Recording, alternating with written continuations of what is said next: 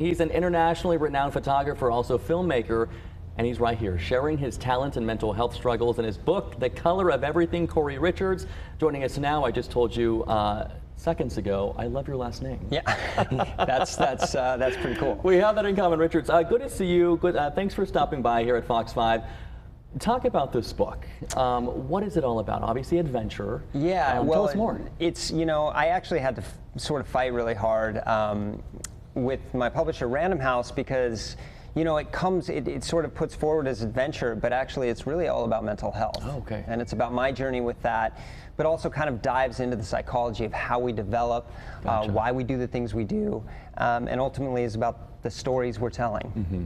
Now, speaking about mental health, it looks here that you were in high school when you were diagnosed with bipolar disorder, is that correct? Yeah, I was diagnosed with bipolar 2 when I was 14 years old, but really I wasn't in high school anymore. It was around that time that I dropped out, and this is after being in psychiatric units and then in long-term inpatient, outpatient care for about 8 months. Wow. Yeah. When did you kind of turn to books? When did that kind of help you kind of guide your way through life? Well, it was after my climbing career. So I was a professional athlete, mostly focusing in high altitude, alpinism and mountaineering.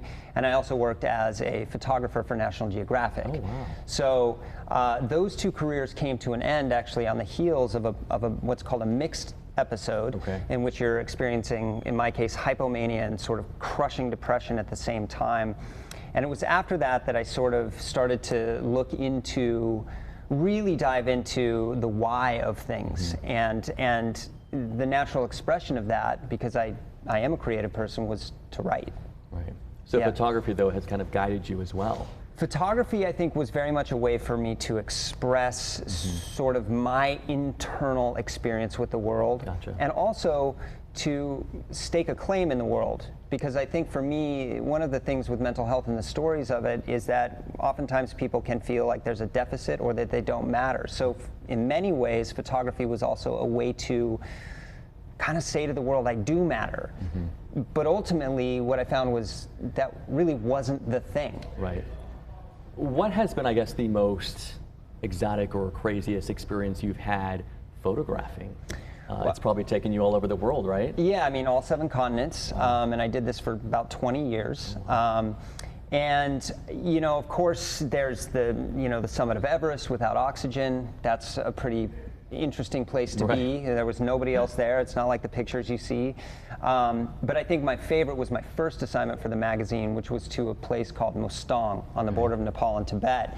And we were using climbing to access ancient caves, specifically burial crypts, to study the pathway of human migration by studying teeth in these ancient skulls. Yeah, so you don't forget that experience at all. You don't forget that one. Not you at all. don't forget that one. Oh, we have some photos of you too. I guess talking about the extreme conditions you've been in. What would that be? What was that like? And I guess where did you end up? I mean, the extreme conditions have ranged from crazy hot jungles in Myanmar, walking through these jungles for 150 miles, to, again, the high Himalaya.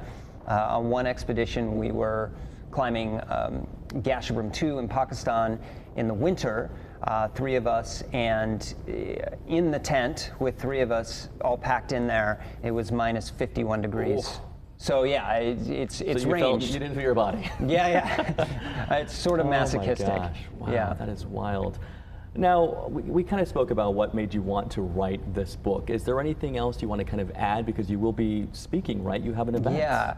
So I'm going to be speaking at Miracle Babies, their fundraiser. And, really what I want to invite people into is really their own validation with mental health and understanding that this is not something that's fundamentally wrong with us. Neurodivergence, generally speaking, can be a result of trauma. Trauma is something that happens to us. And so my invitation is really to examine the stories we're telling that we pick up from childhood, that we think about all the time, that might actually be holding us captive, and ask if these stories are useful and reframing that narrative. Well, let's put up the event one more time on the screen. Breakfast at Tiffany's, Wednesday, 10:30 to 1:30, happening at the La Valencia Hotel, of course, in La Jolla. I have to ask too, where is your next adventure? Where is that taking you? My next, or do you know? You know what? My next adventure is this. I've really settled into that this moment is where it all happens. It is so special. to wake up breathing. And rather than having to chase that to the ends of the earth, I've kind of come to the idea and realization that every day is a gift, and we're all miracle babies. So live in the moment. Live in the moment. All right. Well, Corey Richards, appreciate your time. Thank you so much. Thanks for coming and your book's right there. Yeah, this is the book. Thank you so much. Take care. See ya. Of course, if you want more information on his book, fox5sandiego.com, we have all the information. Click on the Scene On tab. 9:43 is the time. Quick break. We'll be right back. Stay